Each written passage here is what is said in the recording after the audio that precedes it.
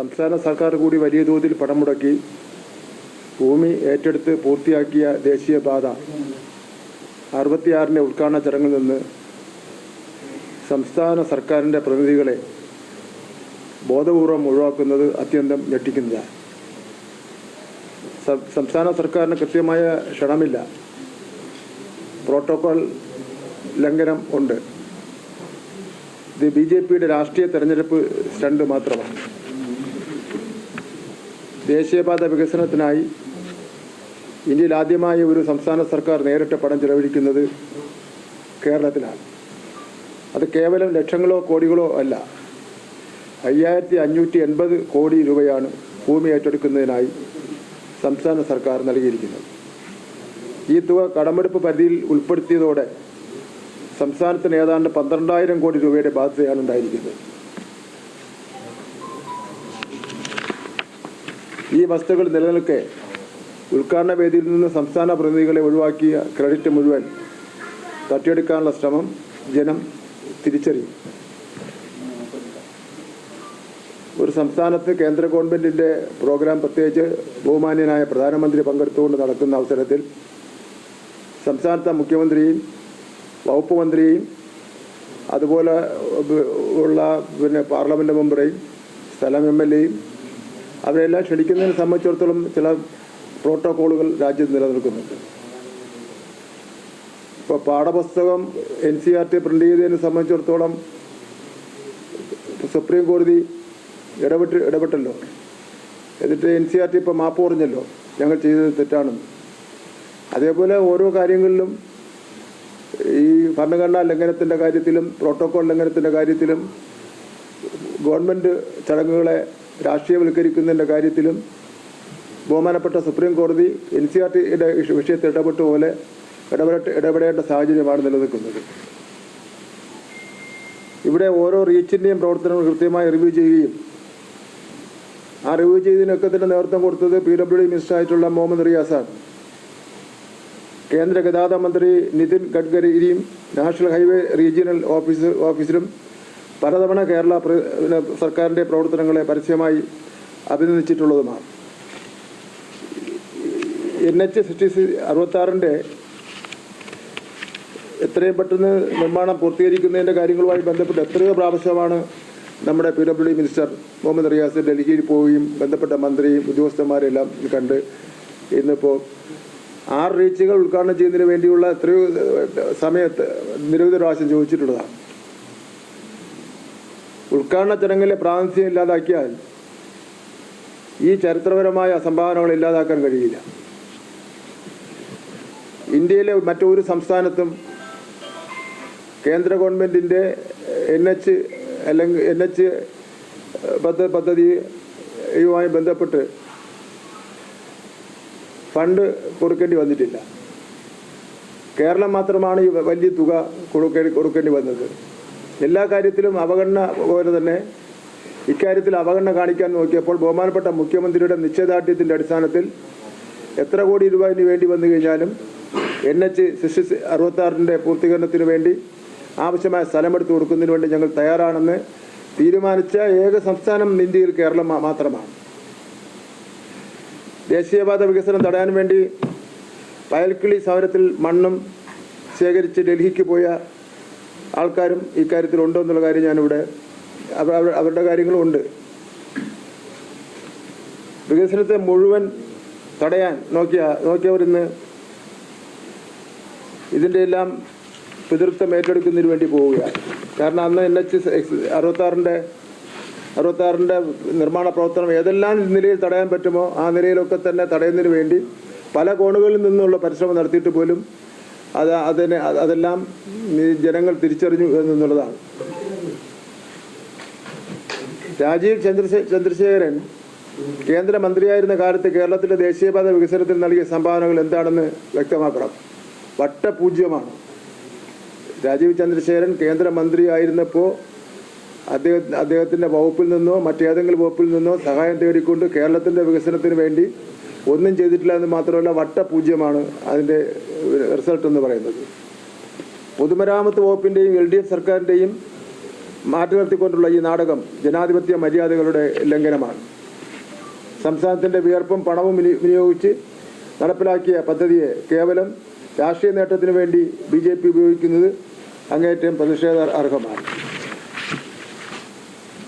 ബഹുമാനപ്പെട്ട മുഖ്യമന്ത്രിയാണെങ്കിൽ കേന്ദ്രത്തിൻ്റെ ചുമതലയുള്ള മന്ത്രിമാരുമായിട്ടൊക്കെ തന്നെ നിരവധി പ്രാവശ്യം ചർച്ച ചെയ്യുകയും ഡൽഹിയിൽ പോകുമ്പോൾ കാണുകയൊക്കെ ചെയ്യുകയും അവർ തന്നെ ബഹുമാനപ്പെട്ട മുഖ്യമന്ത്രിയെ ഇത്രയും താല്പര്യം കാണിച്ച് ഈ നടക്കാത്ത പ്രോജക്റ്റിനെ വീണ്ടും നടപ്പിലാക്കാൻ കഴിയുന്ന നിലയിലേക്ക് കൊണ്ടെത്തിയതിന് നിരവധി പ്രാവശ്യം ബഹുമാനപ്പെട്ട മുഖ്യമന്ത്രിയെ കേന്ദ്രമന്ത്രി തന്നെ അതിനെ അഭിനന്ദിച്ചിട്ടുള്ളതാണ്. അപ്പോൾ ഇത് നമ്മുടെ ഇന്ത്യ രാജ്യത്തെ സംബന്ധിച്ചിടത്തോളം പുതിയ ഒരു സംസ്കാരം, പുതിയ ഒരു രീതി വളർന്നു വരികയാണ്. അത് നമുക്ക് ഒരു കാരണവശാലും കേരളം പോലുള്ള ഒരു സംസ്ഥാനത്ത് അംഗീകരിച്ചു കൊടുക്കുന്നതിന് വേണ്ടി ഇന്ന് കഴിയില്ല എന്നുള്ളതാണ്. കേരളം ഇക്കാര്യത്തിലൊക്കെ തന്നെ മാതൃക കാണിക്കുകയാണ്, മാന്യത കാണിക്കുകയാണ്. ഏത് ഗവൺമെൻറ് പ്രോഗ്രാം നടത്തിയാലും അത് അതിൻ്റെ പ്രോഗ്രാമിൻ്റെ നിലവാരം നോക്കി വിളിക്കേണ്ട എല്ലാ ആൾക്കാരെയും വിളിക്കുന്ന സമീപനമാണ് കേരള ഗവൺമെൻറ് സ്വീകരിച്ചുകൊണ്ട് ഇരിക്കുന്നത്.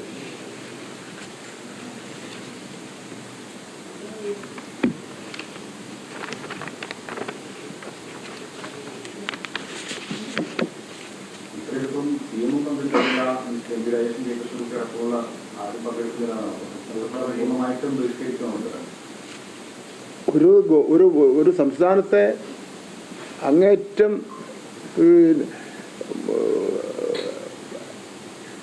അവഗണിക്കുന്ന രൂപത്തിൽ പെരുമാറിയാൽ പിന്നെ എന്താണ് ചെയ്യേണ്ടി വരുന്നത്? ഞങ്ങൾ എന്തും ഒരു സംസ്ഥാന ഗവൺമെൻറ്റിനെതിരെ കാണിക്കും, കേരളം പോലുള്ള ഒരു ഗവൺമെൻറ്റിനെതിരെ കാണിക്കുമെന്ന് നിലപാടെടുത്താൽ ഇന്ത്യയുടെ ഭാഗമല്ലേ കേരളം? അത് ബഹുമാനപ്പെട്ട പ്രധാനമന്ത്രിയും ഒക്കെ തന്നെ വ്യക്തമാക്കേണ്ടതാണ്. ഈ കേരളം ഇന്ത്യയുടെ ഭാഗമല്ലേ? എല്ലാ കാര്യങ്ങൾക്കും നിങ്ങൾ ഫണ്ട് വെട്ടിക്കുറയ്ക്കുക, വിദ്യാഭ്യാസ ഫണ്ട് വെട്ടിക്കുറയ്ക്കുക, അങ്ങനെ എല്ലാ തരത്തിലും കേന്ദ്ര ഗവൺമെൻറ് നമുക്ക് കിട്ടേണ്ട ഫണ്ടുകൾ വെട്ടിക്കുറയ്ക്കുക. എന്ത് ജനാധിപത്യ വിരുദ്ധവും ഭരണഘടനാ വിരുദ്ധവുമാണ്? നമ്മുടെ ഭരണഘടനയ്ക്ക് തന്നെ എതിരാണല്ലോ ആ കാര്യങ്ങളെന്ന് പറയുന്നത്. വിദ്യാഭ്യാസ അവകാശ നിയമത്തിൽ പറയുന്ന ഫണ്ട് പോലും തന്നിട്ടില്ല കുട്ടികൾക്കുള്ള.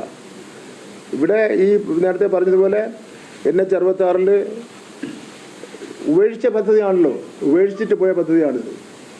അവിടെയാണ് കേരള മുഖ്യമന്ത്രിയുടെ ധൈര്യവും കേരള മുഖ്യമന്ത്രിയുടെ പ്രതിബദ്ധതയും നമുക്ക് കാണാൻ വേണ്ടി കഴിയുന്നത്. ഇത്രയും ഫണ്ട് ഉപയോഗിച്ച് ഇന്ത്യയിലെ ഒരു സംസ്ഥാനവും കേന്ദ്ര ഗവൺമെൻറ്റിൻ്റെ ഈ റോഡ് വികസനവുമായി ബന്ധപ്പെട്ട് അക്വിസിഷൻ കൊടുക്കാറില്ല.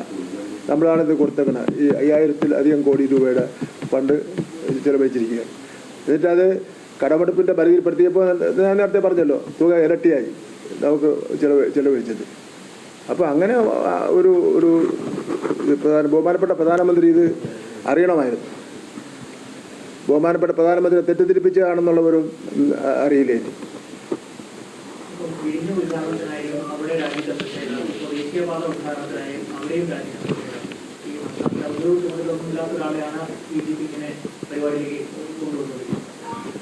യഥാർത്ഥത്തിൽ അതിൻ്റെ ഒരു നാണക്കേട് സ്വയം ബോധ്യപ്പെടേണ്ട അദ്ദേഹമാണ്.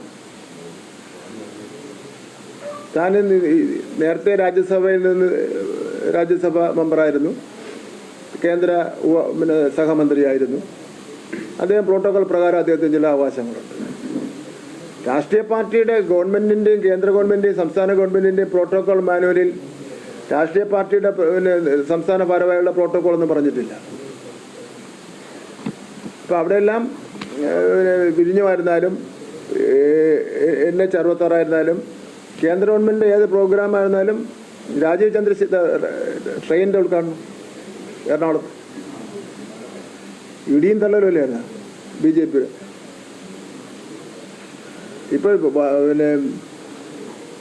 ഈ സെൻട്രൽ ഗവൺമെൻറ്റുമായി ഏതെങ്കിലും തരത്തിൽ ഒരു അകന്ന ബന്ധമുള്ള ചടങ്ങ് പോലും ഉദ്ഘാടനം ചെയ്യാൻ വേണ്ടി പറ്റുന്നില്ല. കാരണം ഇടിയും തള്ളലും ഗുസ്തിയും കൊണ്ട് വലിയ ഒരു നിവൃത്തിയില്ല. എല്ലാ BJP നേതാക്കന്മാരും കയറി വരികയാണ്.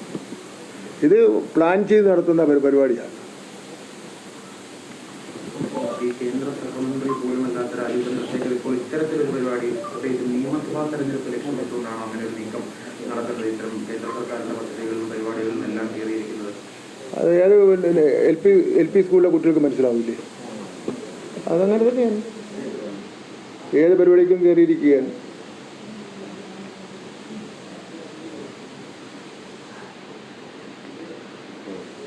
അദ്ദേഹം മത്സരിക്കാൻ ഒരു വർഷങ്ങൾക്ക് പിന്നെ 4-5 കേന്ദ്ര സഹമന്ത്രിയായിരുന്നപ്പോഴും തന്നെ മത്സരിക്കാൻ വേണ്ടി കേരളത്തിൽ മത്സരിക്കാൻ ഉദ്ദേശിച്ചിരുന്നത്. മണ്ഡലം അന്നേ കണ്ടുവച്ചിരുന്നുള്ളതാണ്.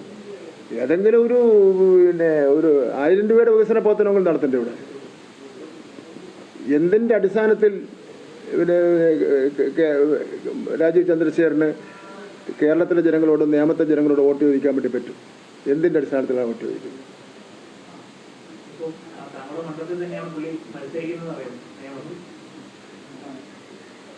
ഞാൻ പിന്നെ അടുത്ത MLA എന്നുള്ള നിലയിൽ ജനങ്ങളോടൊപ്പം നിന്ന്